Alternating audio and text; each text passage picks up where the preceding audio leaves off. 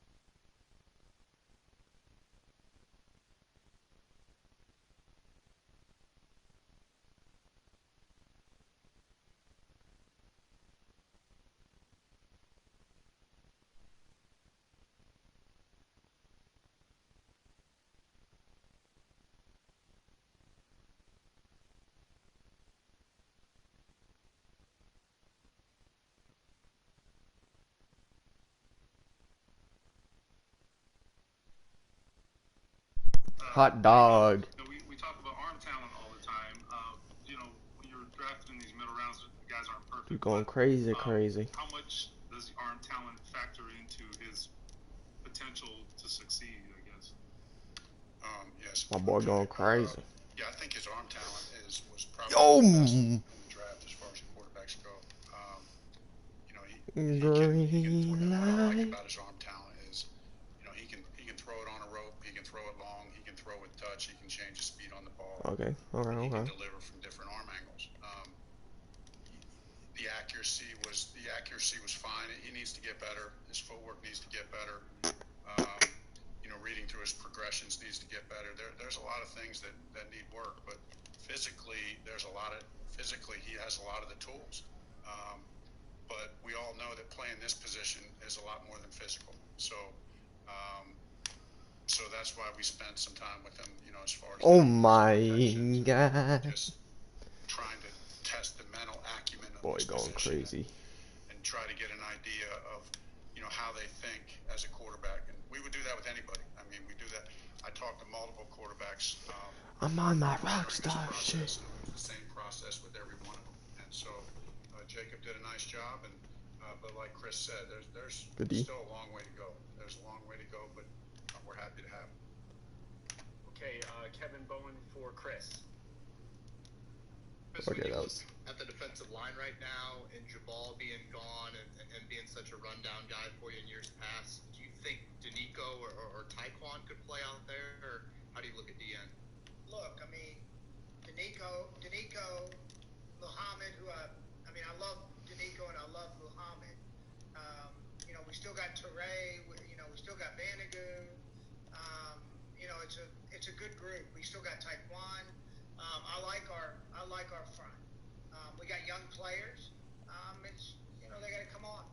We drafted them for a reason. Let's see them play and come on. And all of them have played pretty good football at first. Now we got to get them Damn. to do a little more consistently. But we like their talent.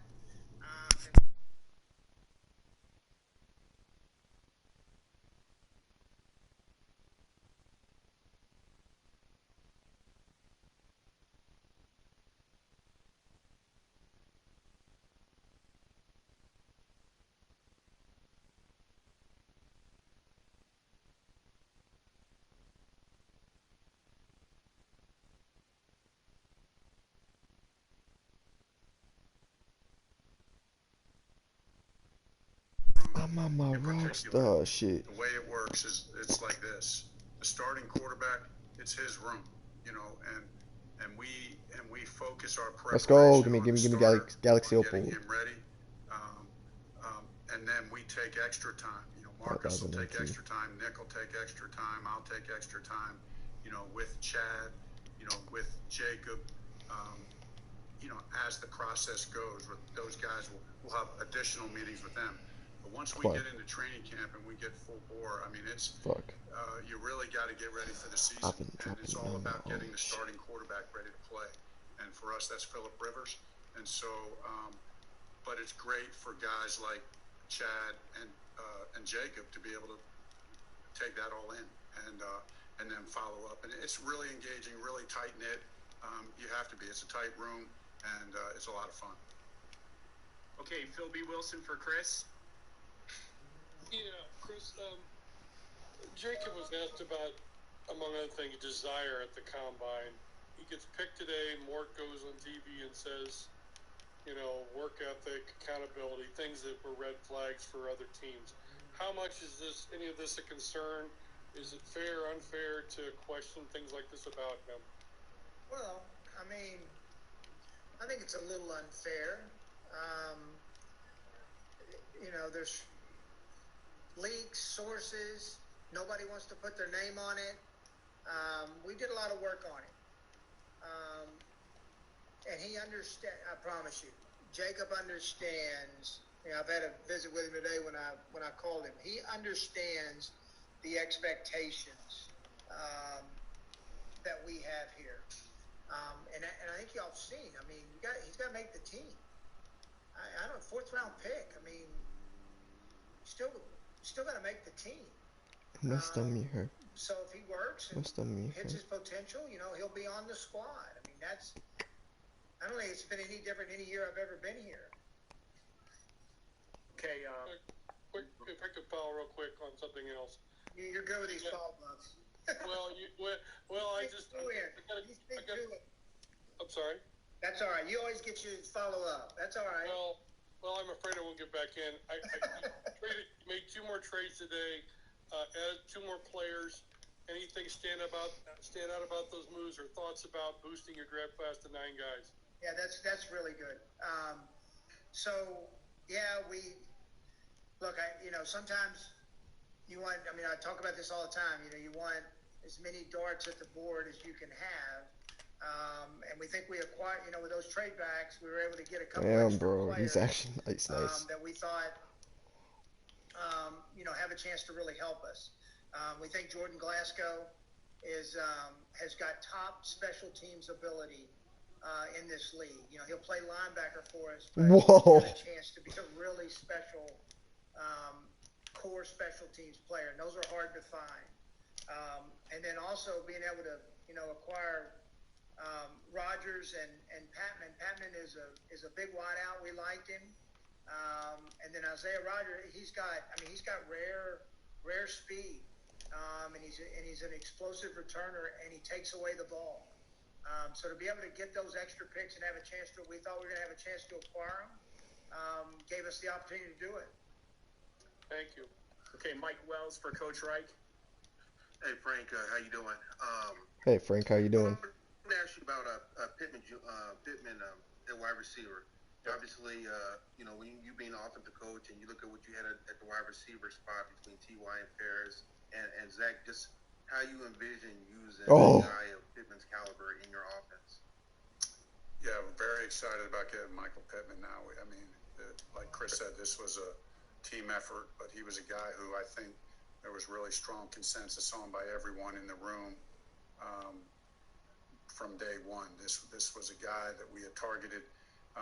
He adds, you know, I always talk about receivers. There's kind of 4 factors into it. You got to feel a receiver's power, and so we see Michael as being an ex-receiver, being the kind of guy you can line up and go one-on-one with. And the really 4 factors that go into that are size and strength, and then speed and quickness. And you know, and it's those combination of 4 things that go into receiver. That's what the defensive back feels when he comes off the ball. And Michael's got size, he's got strength, he's got good speed for his size, and then he has what we call good body quickness. He's not a jukey receiver like the small slot receivers you're saying, but when you have a big man who has good body quickness, that presents a problem.